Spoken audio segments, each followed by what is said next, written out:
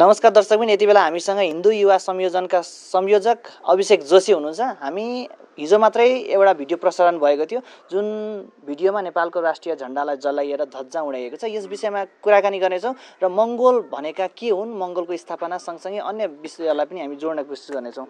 स्वागत छ तपाईँलाई। जय गुरु। सन्चै हुनुहुन्छ? ठिक छ हजुर।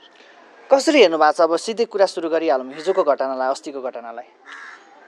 नेपालको झण्डालाई बाहुन छेत्रीको झण्डा र हिन्दू धर्मको झण्डा भनेर जुन भ्रम फैलाइएको छ त्यो निराधार भ्रम हो र त्यो निराधार भ्रमको शिकार धेरै युवाहरू भएका छन्। यतिखेर नेपालको झण्डामा चन्द्र र सूर्य अङ्कित भएको छ। चन्द्र र सूर्य चाहिँ ब्रह्माण्डीय तत्त्व त हुँदै हुन्, ब्रह्माण्डका पदार्थहरू हुन् र त्यो सबैका लागि हुन्, हिन्दूहरूको लागि मात्रै होइन। सूर्य उदाउँदाखेरि हिन्दूको लागि मात्रै भनेर उदाउँदैन र चन्द्रमा पनि हिन्दूको लागि मात्रै भनेर उदाउँदैन। यस सारा विश्वका मानिसहरूको लागि भनेर उदाउँछ, सारा प्राणीहरूको लागि भनेर उदाउँछ। त त्यसरी हेर्दाखेरि नेपालको झण्डामा जुन चन्द्र र सूर्य अङ्कित छ त्यसले नेपालको झण्डा नेपालीको मात्रै होइन, यो सारा ब्रह्माण्डका जीवजन्तुहरूको पनि झण्डा हो भन्ने एउटा सङ्केत गरेको छ। अर्कोतिर सूर्य र चन्द्रमालाई यदि धर्मकै हिसाबले हेऱ्यौँ भने पनि केवल हिन्दूले मात्रै पूजा गर्दैन। परम्पराका प्राचीन जति पनि सभ्यता थिए ती सबै सभ्यतामा सूर्य र चन्द्रमाको पूजा हुने गर्दथ्यो र नेपालका जो मूल चारवटा धर्म हुन्, हिन्दू, बुद्धिस्ट, बौद्ध, किराँत, यो चारवटैले सूर्यको पनि उपासना गर्छन्, चन्द्रमाको पनि उपासना गर्छन्। यो चारवटै धर्मले सूर्य र चन्द्रलाई देवताकै रूपमा मानेको छ र पहिलाको पर्सियनहरू, रोमनहरू, मिश्रीहरू, मेसोपोटामियनहरू, नोर्डिकहरू जति पनि थिए पुराना सभ्यता जो अहिले इसाई र इस्लामले ध्वस्त पारिसक्यो, ती सभ्यताहरू पनि सूर्य र चन्द्रमाको उपासना गर्दथे। र यो हिसाबले हेर्दाखेरि धार्मिक हिसाबले पनि सारा विश्वको प्रतिनिधित्व यसले गरेको छ र भौतिक हिसाबले हेर्ने भने त पुरै ब्रह्माण्डको यसले प्रतिनिधित्व गरेको छ। त यो कुरालाई नबुझेर खालि यो हिन्दूसँग मात्रै जोडिदिँदाखेरि सूर्य र चन्द्र भनेको हिन्दूहरूको निजी सम्पत्ति हो जस्तो पारिदिन खोजियो। चिन्तन नै खराब आयो। त्यसै निलो रङ, रातो रङ, सेतो रङ यो के को प्रतीक हो त? होइन, त्यो तीनवटा कोण, दुईवटा कोण छ झण्डामा। त्यो दुईटा त्रिकोण जुन छ त्यो दुईटा त्रिकोणले एकातिर हिमालहरूको प्रतिनिधित्व गरेको छ भने अर्कोतिर अग्निको प्रतिनिधित्व गरेको छ। र हिमाललाई त सबैले मानेको छ नि त, तीर्थस्थलको रूपमा त हिन्दूले पनि पुज्छ, बुद्धिस्टले पनि पुज्छ, किराँतले पनि पुज्छ, बोनले पनि पुज्छ। त्यसै गरी अग्निलाई पनि सबैले देवता मानेर बसिरह हामीहरूले भन्दाखेरि नेपालको झण्डा केवल हिन्दूहरूको मात्रै होइन। धार्मिक हिसाबले हेऱ्यौँ भने पनि र ब्रह्माण्डीय भौतिक हिसाबले हेऱ्यौँ भने त नेपालको झण्डा मैले भनिसकेँ मान्छे सँगसँगै यो ब्रह्माण्डमा जति जीवजन्तुहरू छन् ती सबैको प्रतिनिधित्व गर्ने झण्डा हो।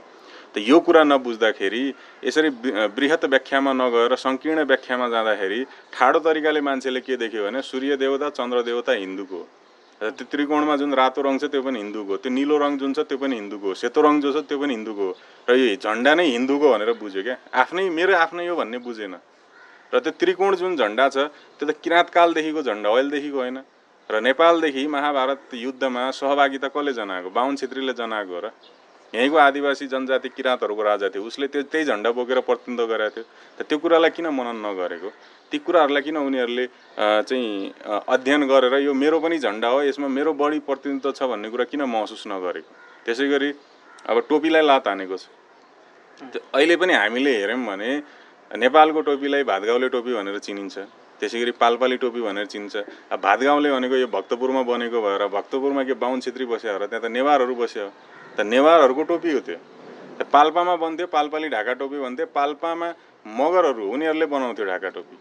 र फेरि ढाका टोपी भन्ने बित्तिकै यो ढाका चाहिँ बङ्गलादेशमा छ, बङ्गलादेशदेखि बनेर आएको, त्यही भएर यो बङ्गालीको टोपी नेपालीले लगायो भने अर्को भ्रम छ, त्यो पनि होइन। यो धागाबाट बनेको टोपी। स्टार्टिङमा जतिखेर यो हामी घर बुना कपडाहरू लाउँथ्यौँ त्यतिखेर टोपी पनि धागाले बुनेर घरमै बनाएर लाउने भयो भने त्यसलाई धागा टोपी भनिन्थ्यो र त्यो धागा टोपी पछि अपभ्रंश भएर ढाका टोपी भनेर भन्न थालियो।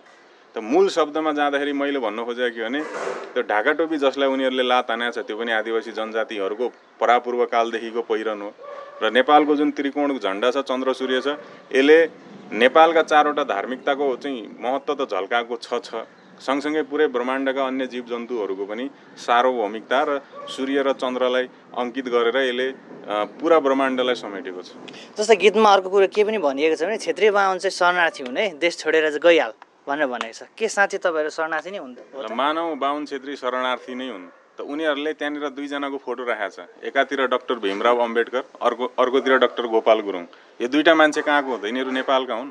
उनीहरूको आदर्श पुरुष इन्डियाको थियो, ठिक छ, अनि हामी चाहिँ इन्डियादेखि आएको भनेर हामी माथि रिस गर्ने ल मानिलिउँ हामी शरणार्थी हो म माने ल म इन्डिया जान तयार छु त्यसो भए सबसे पहिला तिमीहरू त्यो आफ्नो आदर्श पुरुषलाई पनि लातान त्यो दुईटै डाक्टर भीमराव अम्बेडकरलाई पनि लातान गोपाल गुरुङलाई पनि लातान न उनीहरूको स्वार्थ अनुसार मिल्दाखेरि भारतीयहरू ठिक उनीहरूको लागि आदर्श पुरुष उनीहरूको लागि चाहिँ एकदम सम्माननीय माननीय व्यक्ति उनीहरूलाई चाहिँ देउतै मान्ने अनि उनीहरूको स्वार्थ विपरीतका कुरामा चाहिँ यो इन्डियन हो भन्ने यो शरणार्थी हो भन्ने म शरणार्थी हो भने डाक्टर गोपाल गुरुङ पनि शरणार्थी हो त्यो पनि सिक्किमदेखि नेपाल आयो राजनीति गर्न त नेपालमा किन आयो त्यो विषयमा जाउँ न हामी सिक्किममा नरबहादुर भण्डारीसँग उसको राजनीतिक कन्फ्लिक्ट थियो नरबहादुरले चान्स पायो पड्कायो मुख्यमन्त्री बन्यो त्यसले चान्स पाएन त्यो खेल्न पाएन अनि त्यहाँ चाहिँ राजनीतिक भाग नपाएपछि नरबहादुर भण्डारीसँगको रिस बोकेर नेपाल छिरे अनि बाहुन छेत्री हाम्रो दुश्मन हुन् भन्न थाले नरबहादुरले त्यसलाई मौका दिएन नरबहादुरसँग त्यसको राजनीतिक दुश्मनी थियो भन्दैमा एउटा चाहिँ छेत्रीसँग रिस उठ्यो भन्दैमा एउटा बाहुनसँग रिस उठ्यो भन्दैमा नेपाल आएर सारा बाहुन छेत्रीलाई दोषी देखाइदिने अनि यिनीहरूले हामीलाई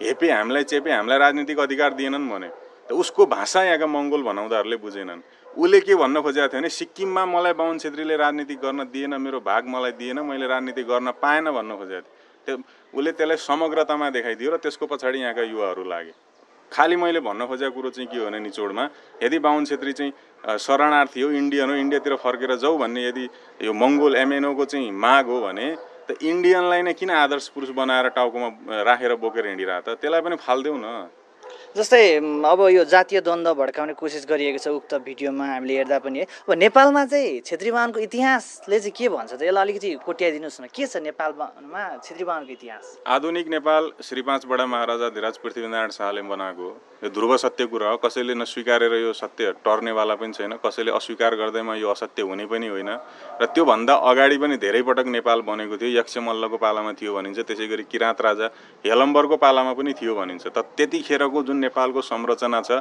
त्यो नेपालको संरचना बेग्लै बेग्लै प्रकारको छ त अहिले हामीले हेरिरहेको नेपालको संरचना बेग्लै प्रकारको छ यो भन्दा अगाडि पृथ्वीनारायण शाहले एकीकरण गर्नुभन्दा अगाडि जो टुक्रा टुक्रामा विभाजित नेपाल थियो त त्यो टुक्रा टुक्रामा विभाजित नेपालमा पूर्वमा किराँतीहरू नै हो त्यहाँ अरू पछि गएर बसेका हुन् त्यो ध्रुव सत्य कुरा त यो काठमाडौँ वरिपरिको बेल्ट हेर्नुभयो भने यहाँ तामाङ र नेवारहरू नै सबसे पहिला आदिवासी हो त्यहाँ अरू आएर पछि बस्यो त्यो पनि ध्रुव सत्य कुरा पश्चिममा जानुभयो गुरुङ मगर नै त्यहाँको त्यसै गरी सुदूरपश्चिम र कर्णालीमा जानुभयो भने खस छेत्रीहरू नै हो त्यहाँ बाहुन छेत्रीहरू नै हो त्यहाँ सबसे अगाडि आएर बसिरहेको त्यहाँ अरू गए बसाइँ सराई गरेर गए त यसको आधारमा हेर्दाखेरि को कहाँबाट आयो भन्दा पनि यो भूगोल जसरी जोडियो त्यो भूगोल जोडिने क्रम जस्तो अब चाहिँ मधेसतिर हेर्नुभयो भने त्यहाँको त थारू र मधेसीहरू त उहिलेदेखि बसिरह सबसे पहिलो त उनीहरू हो नि त पछि हामी पहाडतिरबाट तराई सर्यौँ त यसरी हेर्दाखेरि जुन अहिले नेपालको भूगोल छ जुन संरचना अहिलेको नेपालको छ यसमा को कहाँबाट आयो को विदेशी को स्वदेशी भन्ने सवाल नै गलत सवाल हो म सुदूरपश्चिमदेखि काठमाडौँ आएको छु त्यो हिसाबले म यहाँको लागि चाहिँ नयाँ मान्छे हुन सक्छु तर सुदूरपश्चिममा त हामी नै पहिला आएर बसेकोहरू हो नि त त्यहाँ यहाँको राई लिम्बूहरू गयो यहाँको चाहिँ नेवार गएर बस्यो भने त्यहाँको लागि ऊ नयाँ हुन्छ त त्यति भन्दैमा सुदूरपश्चिममा त्यो मान्छे आयो भने त यसलाई शरणार्थी भनेर मैले भन्न मिल्छ सुदूरपश्चिमको मान्छे काठमाडौँ आएर बसेको छ या पूर्व गएर बस्ला त्यतिको भरमा मलाई शरणार्थी त भन्न मिल्दैन नि त जुन अहिले सुदूरपश्चिम पनि त नेपाल अन्तर्गत त छ नि त त्यो भूगोलमा त सबसे पहिलो त हामी हो त्यहाँको आदिवासी त यसरी बुझ्नु पर्यो क्या त्यो नाकचुच्चो हुँदैमा त्यसलाई शरणार्थी भनिदिइहाल्ने भनेको सङ्कीर्ण यो मानसिक रोग हो यो चाहिँ तपाईँको दिव्य दृष्टिले चाहिँ के भन्छ त केका लागि गरेका हुन् त ती व्यक्तिले त्यस्तो हरकत होइन मेरो त दिव्य दृष्टि छैन अब हरकत किन गर्यो भन्दा मैले भने नि पहिला गलत कुरा पढाइया छ अब नेपालको चाहिँ जुन पढाइएका छ भने कसलाई पढाए त कोले पढे त्यस्ता कुरा अब यसमा धेरै छ नि यार कसको नाम लिने अब त एउटा गोपाल गुरुङको त मैले भनिसकेँ नरबहादुर भण्डारीसँगको रिसलाई सिक्किमबाट नेपाल छिरेर पुरा चाहिँ हिन्दू बाहुन छेत्रीहरू नै हाम्रा दुश्मन हुन् भनेर लगाइदियो एउटा त्यहाँबाट गलत शिक्षा आयो अर्को नेपालका राजनीतिक दलहरूले पनि जातीयताको नारा दिए कि तिमीहरू शोषणमा छौ दमनमा छौ तिमीहरूको राज्य छैन तिमीहरूको अधिकार छैन हामी दिन्छौ तिमीहरूलाई भने जातीय राज्यका नारा चाहिँ घन्काए जातीय राज्य दिने लालच देखाए त्यतिखेर त्यहाँबाट पनि बिग्रियो अर्को कुरो के भने राज्यको आफ्नै चाहिँ शिक्षा प्रणाली पनि यहाँको मौलिकता अनुसारको छैन हाम्रो अहिलेको पनि युवा पुस्ताको यदि तपाईँले उनीहरूको कोर्स बुक हेर्नुहुन्छ भने नेपाल के हो त यहाँको मौलिकता के हो त हाम्रो विशिष्टता के हो हाम्रो यहाँ चाहिँ धार्मिक जुन समन्वयको प्राचीन समाज थियो त्यो समाजको चाहिँ आधारशिला फाउन्डेसन के हो त भन्ने विषयमा त पढाइ नै हुँदैन अनि यसले गर्दा के हुन्छ भने यो चाहिँ मान्छेको दिमागमा जब चाहिँ खाली ठाउँ हुन्छ त्यो खाली ठाउँमा सही कुरा भरियो भने त्यो असल मान्छे बन्यो त्यहाँनिर खराब कुरा हाल्दियो भने त्यस्तै काण्डहरू गर्दै त्यसकै प्रभाव हो के गर्न सक्छन् त त्यस्ता मानिसले? भोलि गएर सबैको समर्थन पनि पाउने हो कि मङ्गोलियनहरूले उसलाई समर्थन गर्ने हो कि? तपाईँलाई अलिकति डर छैन? होइन, यसमा डर्ने नडर्ने भन्ने कुरै छैन नि त। नेपालीहरू भनेको हिजो जनयुद्ध कालको जस्तो नेपाली छैन। अब सबैले बुझिसके, सबैले पढ्न थालिसके। अब जो सञ्चार माध्यमले गर्दाखेरि सही र गलत भन्ने कुरोको छुट्याउने हैसियतमा नेपालीहरू पुगिसकेका छ र हरेकले अहिले आफ्नो भूगोलको, आफ्नो समुदायको, आफ्नो धर्म संस्कृतिको बारेमा अध्ययन सुरु गरिसकेका छन्। त्यसले गर्दाखेरि हामी यो हो भन्ने कुरो हरेकले बुझ्दैछन् र नेपालको जुन मङ्गोल भनेर भनिएको समुदाय छ, यदि स्वामी प्रपन्नाचार्य र इमानसिंह चेम्जोङको भाषामा भन्ने हो भने यिनीहरू किराँतहरू हो। किराँतीहरूको इतिहास त 10,000 वर्ष पुरानो हो। त मङ्गोल भन्ने शब्द आजभन्दा 700-800 वर्ष अगाडि उत्पन्न भएको शब्द हो। त कसरी समेट्ने त्यसलाई? र यी जस्तो मगरहरू छ, उनीहरू आफूलाई चाहिँ महादेवको सन्तान भन्छन्। किराँतहरू महादेवको सन्तान हो भनेर त स्वयं इमानसिंह चेम्जोङले लेखाएको छ। कसरी उनीहरूलाई मङ्गोल भन्ने? त यो फ्र्याक्सन किन ल्याइयो भन्दाखेरि खैरेले के गर्यो भने चुच्चो नाक भएका जति सबै आर्यन भनिदियो र थेप्चो नाक भएका जति सबै मङ्गोल भनिदियो, कालो वर्ण भएका जति सबै निग्रो भनिदियो र त्यसलाई टेकेर यिनीहरू हिँडिरहेको छ। त्यो नस्लको विभाजन, मान्छेलाई त्यसरी विभाजन गर्न मिल्छ? यसलाई त हामीले यो गलत कुरा हो है भनेर पन्छाउनु पर्ने ठाउँमा त्यो गलत कुरालाई नै हामी यसलाई त अमृत ठानेर बोकेर हिँड्न थाल्यौँ। अनि त्यो 20 वृक्ष रोपेर त्यसमा अमृत फल्ने अपेक्षा त गर्न सकिँदैन। र त्यसको प्रकोपमा अहिले नेपाल पर्न खोज्दैछ। यदि कालो वर्ण भएको मान्छे नै निग्रो भन्ने हो भने हिँड्नु सुदूरपश्चिममा त्यहाँ बाहुन छेत्री पनि कालो रङका छन्, तिनीहरूलाई निग्रो भनिदिने? किराँतहरूमा पनि कोही होला मङ्गोलियन फेस भएको, थेप्चे अनुहार भएको, चिम्सी आँखा भएको मान्छे पनि कालो वर्णको होला, त्यसलाई के भन्ने त? अब तर यो नस्लको आधारमा जुन मान्छेलाई विभाजन गर्न खोजियो, यो अब्राहमिक चिन्तन हो। हाम्रो चिन्तन यस्तो कहिले पनि होइन। हामीले कहिले पनि नस्ललाई, हाइटलाई, उसको चाहिँ छालालाई, उसको चाहिँ भाषालाई, उसको भूगोललाई, उसको वेशभूषालाई, उसको पहिरनलाई हामीले कहिले पनि मान्यता दिएका थिएन। हामीले मान्यता केवल चिन्तनलाई दिएका थियौँ। अहिले चिन्तनलाई मान्यता दिने परम्परै हट्यो या भनौँ त्यसलाई मान्यतै नदिने अनि नस्ललाई मान्यता दिने भन्दाखेरि यस्ता खालका विभाजनका कामहरू भए। तर नेपालमा राष्ट्रिय झन्डा जुन गौरवको कुरा हामी गौरव साथ भन्छौँ, जलाउन त सजिलो रहेछ नि त। एउटा मान्छे आयो, जलाइदियो, सक्यो। अब उसले सजाय पाउन धेरै हदैसम्म पाए, 3 वर्ष जेल, 30,000 जरिवाना। सजिलो रहेछ नि होइन? यस्तो अब मानसिक रोगीहरू आफैलाई फाँसी लाएर पनि मर्छन् होइन। त्यो उनीहरूलाई मर्न सजिलो छ भने झन्डा जलाउनु भनेको त गाह्रो कुरो होइन। मानसिक रोग नै लागिसकेको मान्छेले जे पनि गरिदिन्छ। त मानसिक रोगीहरूका पछाडि लगाएर काम छैन। अलिकति सरकारको पनि कमजोरी के छ भने आफ्नो राष्ट्रियता भन्ने कुरो पब्लिकलाई बुझाउन सकेको छैन, सिकाउन सकेको छैन। उनीहरूका पार्टीका प्रशिक्षणहरूमा अहिले पनि राष्ट्रियताको कुरो हुँदैन, खालि विभाजनका कुराहरू हुन्छन् र विदेशीको सिद्धान्त बोक्ने, विदेशीलाई आदर्श मान्ने अनि विदेशीले गरेको राजनीति नेपालमा गर्छु भनेर हिँडिसकेको। के हो त्यो भनेको? त्यो प्रश्न विदेशीको सिद्धान्त, विदेशीको राजनीति केबाट प्रभावित छ त नेपाली राजनीति? जस्तो अहिलेका नेपालका राजनीतिक दलहरू जतिवटा छन् तिनीहरूको राजनीतिक सिद्धान्त कहाँबाट आयो? उनीहरूले यो देशको संरचना अनुसार राजनीतिक सिद्धान्त डेभलप गरे हो कि होइन नि? त काङ्ग्रेसको राजनीति हेर्नुहोस्, उनीहरूको आदर्श पात्रको अब्राहम लिङ्कन र गान्धी, त्यो नेपालको हो। अनि कम्युनिस्ट पार्टीको हेर्नुहोस्, माओ, मार्क्स, लेनिन भन्छ, तिनीहरू नेपालका हुन् र? अहिले जस्तो यो एउटा समाजवादी पार्टी छ, त्यसको यो समाजवादी सिद्धान्त कहाँको हो? यो फ्रेन्चहरूले 400 वर्ष अगाडि फेल खाएर फालेको सिद्धान्त होइन, त्यसलाई यहाँ लागू गर्न खोजे होइन। अनि यस्ता खालका विकृत कुराहरू जो अलरेडी उनीहरूले असफल भयो भनेर छोडिसकेका थिए, तिनीहरूका कुरा जस्ताको त्यस्तै समातेर तिनीहरूका मान्छेलाई आफ्नो आदर्श पुरुष मानेर हिँडेपछि यहाँको माटो, यहाँका चाहिँ आदर्श व्यक्तित्वहरूलाई चिन्ने मौका कसले पायो? कसैले पनि पाएन। अनि आफ्नै कुरालाई चिन्न नपाएपछि, आफ्नै कुरामा गर्व महसुस नभएपछि हिंताबोध हुन्छ। हीनताबोध भएपछि मान्छे डिप्रेसनमा जान्छ। डिप्रेसनमा गएपछि मानसिक रोगी हुन्छ। मानसिक रोगी भएपछि झन्डा जलाउने मान्छे होइन मात्रै होइन, मान्छे मार्ने र आफै मर्ने काम पनि सहज हुन थाल्छ। भन्नु खोज्नु हो कि नेपालीहरूभित्र राष्ट्रवाद छैन, राष्ट्रप्रेम छैन? छैन नि, त्यो सिक्ने मौकै पाएको छैन। कसरी राष्ट्रप्रेम हुन्छ? अहिले पनि मान्छे केमा अल्झिरहेको छ? मेरो पार्टी ठिक, मेरो नेता ठिक, मेरो चाहिँ चिन्तन ठिक, मेरो जातिको चाहिँ हक अधिकारको कुरा मात्रै ठिक, मेरो खानपान मात्रै ठिक, मेरो वेशभूषा मात्रै ठिक, त्यसमै अल्झिरहेको होइन। अनि यो कुराले राष्ट्र जोगिन्छ? योभन्दा माथि राष्ट्रियता छ भन्ने कुरो कसले बोलिरहेको छ? अहिले नेपालमा चाहिँ नेपाल जोगाउनुपर्छ भन्ने तपाईँले भेट्नुहुन्छ कि मेरो पार्टी जोगाउनुपर्छ, मेरो नेता जोगाउनुहुन्छ भन्ने मान्छे तपाईँले भेट्नुहुन्छ? होइन, भन्ने त सबै एउटै हो नि। तपाईँ पनि त अब सनातन धर्म ठिक भन्नुहुन्छ नि त। सनातन धर्म त ठिक हो नि त। सृष्टिको आदिकालदेखि रहेको कुरा ठिक कि हिजो अस्ति भर्खर उम्रेको कुरा ठिक? तपाईँलाई तपाईँको बुवाले ए बाबु चोरी नगर्नु है, झुटो नबोल्नु है, सबैलाई माया गर्नु है, समाजमा मिलेर बस्नु भनेर शिक्षा दिनुभयो। त्यो कुरा तपाईँले अटेर गर्नुभयो, त्यो कुरा वास्तै गर्नु भएन। त्यसपछि तपाईँ ठुलो भएपछि एउटा अर्को मान्छेलाई अरे भाइ चोरी गर्न हुँदैन है भन्ने बित्तिकै त्यो मान्छे तपाईँको लागि आदर्श पात्र कसरी भयो त? त्योभन्दा अगाडि नै तपाईँको बुवाले त्यो कुरा सिकाइसके होइन? अनि बाउले सिकाएको कुरा वास्ता नगर्ने, अनि एउटा अर्को मान्छेले सिकाएको कुरोले ओहो त्यसले चाहिँ मलाई ज्ञान दियो, त्यसले चाहिँ मेरो जीवन सुधार्यो भन्न थाल्यो भने त्यो मान्छे मूर्ख होइन? सनातन धर्म त सदाकाल ठिक हो, त्यही भएर त सनातन भनियो त। गलत कुरालाई सनातन भन्दैन नि। गलत कुरालाई कहिले पनि सनातन भनिँदैन। जो सत्य छ, जो न्यायिक छ, जो प्राकृतिक छ, जो दैविक छ, त्यसलाई मात्रै सनातन भनिने भएर त हामी सनातन धर्मावलम्बी भयौँ त। हाम्रो इतिहास तपाईँले खोजेर भेटिन्छ? पक्कै पनि नभेटिने कुरा किन भेटिएन भन्दा किनभने यो त परम्परादेखि छ, मान्छेभन्दा अगाडिदेखि यो कुरा रहेको छ। त्यो कारणले गर्दा हामी सनातनी भएको। भनेपछि जसले झन्डा जलायो ग्याल्जिन दोर्जे तामाङ, त्यो उसको गल्ती होइन, उसलाई त्यसरी पढाइयो, उसलाई सजाय नदिँदा पनि हुन्छ, तपाईँले भन्न खोज्नुभयो त्यो? पहिलो कुरा मानसिक रोगी भइसकेको छ, उसलाई के सही के गलत भन्ने कुरो नै ज्ञान छैन। दोस्रो कुरा के हो भने झन्डा भन्ने कुरो, नेपालको झन्डा मैले अघि जुन व्याख्या गरेँ त्यो समग्रतामा जाँदाखेरि नेपालभित्रको त चारवटै धर्मको समन्वय छ त्यहाँभित्र, नेपाल बाहिर पनि पुरा ब्रह्माण्डको समन्वय छ त्यहाँभित्र। यति दुईवटा कुरा उसले बुझ्न सकेन। किन बुझ्न सकेन भने उसको सङ्गत, उसको चिन्तन, उसको दर्शन नै खराब व्यक्तिबाट प्रेरित भयो। त खराब व्यक्तिबाट प्रेरित भएर उसले जुन काम गरेको छ उसको हेर्दाखेरि अब त मलाई लाग्छ 30 वर्षभन्दा बढी उमेरको केटा हो।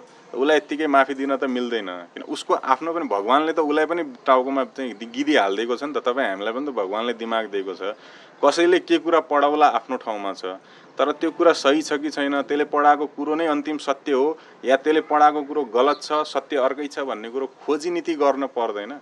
हामी आफूले त्यो काम गर्न सक्दैनौँ। हामी आफू त्यो काम गर्न सक्दैनौँ, हामीले भगवान्लाई किन दिमाग दिएको त?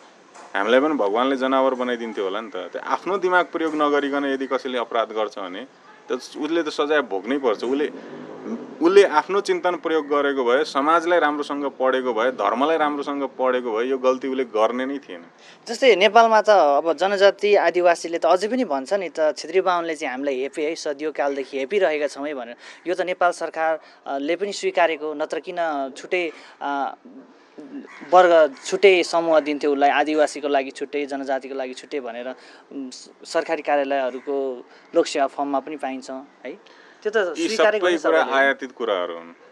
यहाँको भूगोल, यहाँको संरचना के थियो हाम्रो भन्दाखेरि यहाँ मान्छे आफैमा आत्मनिर्भर थियो। हामीलाई कुनै कुरा किनेर खान परेको थिएन, हामीलाई कसैको अगाडि हात जोड्न परेको थिएन।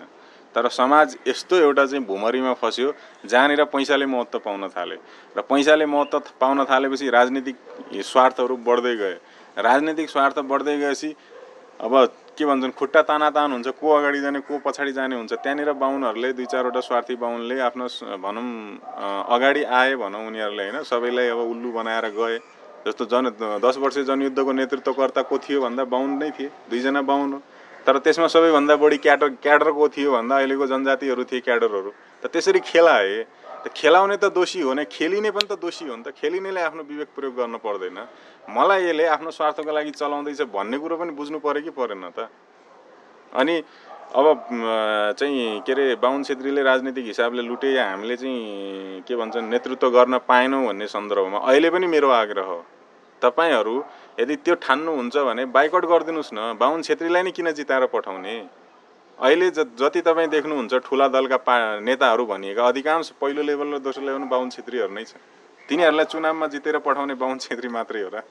यो देशमा बाहुन छेत्रीलाई मात्रै चुनावमा भोट हाल्ने अधिकार त छैन। समग्र देशवासीलाई भोट हाल्ने अधिकार छ भने उनीहरूले आफ्नो नेतृत्व आफ्नै जाति समुदायको, आफ्नै धर्म संस्कृति बिचको मान्छे हुनुपर्छ भने किन दबाब सिर्जना गर्न नसकेको? भनेपछि छेत्री बाहुन जातले हेपेको होइन, आफै हेपिनु पर्यो। हेपेको चाहिँ म मान्दिनँ होइन। अब कहीँनिर खेलाए, स्वार्थ लुट्न खोजे, त्यसमा उनीहरू प्रयोग भए, त्यो कुरा स्वीकार गर्न सकिन्छ। तर सँगसँगै उनीहरूले आफ्नो नेतृत्व त खोज्नु पर्यो नि त। मेरो लिडरसिप खै भन्नु त पर्यो नि। अहिले प्रधानमन्त्री केपी शर्मा ओलीज्यू पूर्वमा जानुभयो भने सबै किराँतीहरूले ज्यू हजुर नमस्कार गर्ने, त्यहाँ चाहिँ आफ्नो प्रतिनिधि नखोज्ने, अनि पछि मिडियामा गएर यो बाहुनले हाम्रो अधिकार खोज्यो भनेर त हुँदैन नि त। उनीहरूको पनि त लिडरसिपको लागि त प्रेसर क्रिएट गर्न पर्यो। पार्टीले मान्दैन भने छोडिदेऊ न, पार्टीमा चप्किरै बस्नुपर्छ भन्ने त छैन। नेपालमा तपाईँले जातीय द्वन्द्व हुने चाहिँ तपाईँले देख्नु भएको छ कि छैन? अब भविष्यमा हुन सक्ला? विगतको 10 वर्षीय जनयुद्ध जस्तो युद्ध चाहिँ अब हुँदैन। अब मान्छेहरू धेरै फरवर्ड भइसके, सबै कुरा उनीहरूले बुझिसके।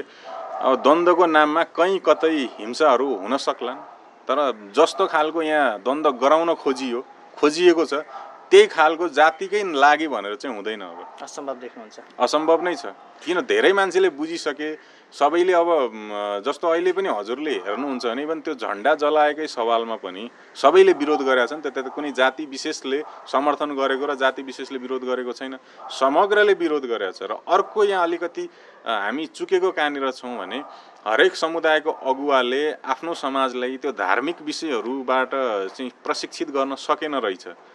त्यो कारणले गर्दा झन्डामा मान्छेले आफ्नो प्रतिनिधित्व देखेनन्।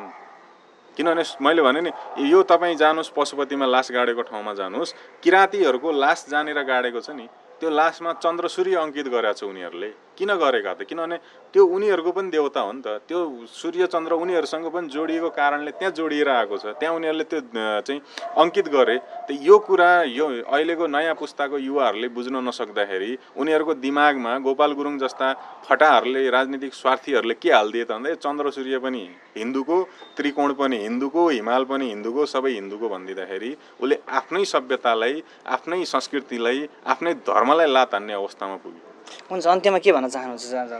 अन्त्यमा त्यही हो, भगवानले हामी सबैलाई दिमाग दिनुभएको छ, त्यही भएर कुनै पनि कुराको समर्थन या विरोध गर्नुभन्दा अगाडि त्यो कुरा के हो, कस्तो हो भन्ने कुराको अध्ययन गरौँ। र अध्ययनपछि जुन निष्कर्षमा हामी पुग्छौँ त्यो निष्कर्षको आधारमा कसैलाई पनि समर्थन गरौँ, कसैलाई पनि विरोध गरौँ, त्यही भन्न चाहन्छु। हुन्छ, समय सम्वादको लागि विशेष धन्यवाद छ। हस्, यहाँलाई पनि धन्यवाद। जय गोरख।